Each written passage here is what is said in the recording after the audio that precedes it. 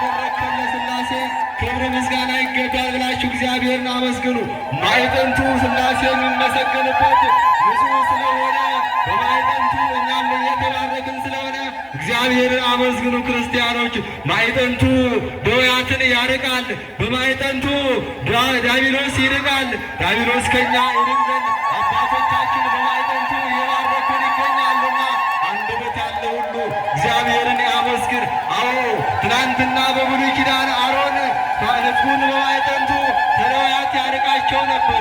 ዛሬም አባቶቻችን ያንን እያደረጉ በአራቱ ማዕዘን እየተመላለሱ እኛን እየባረኩ በማዕጠንቱ እያጠኑን፣ አዎ ክብራችንን ከፍ እያደረጉልን ደዌያችንን ከእኛ እያራቁልን ይገኛሉና ኧረ አባቶቻችንን ለሰጠ ለሥላሴ ክብር ምስጋና ይገባል።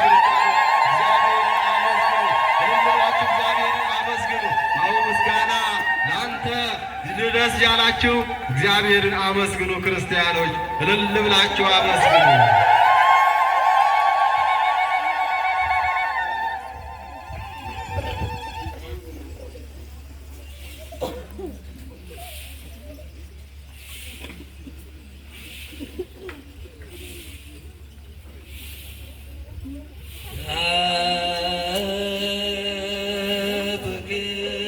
ለስሉስ ቅዱስ ይደሉ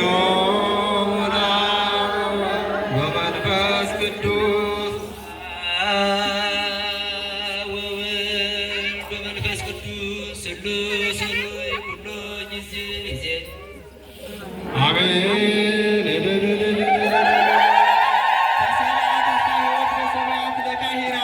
ለካህናት ተስፋ ሕይወት በሰማይ ተሰራ። በሰማይ ካህናት ያመሰግኑ ዘንድ ይኸውም ምስክሩ ተክልዬ ናቸው።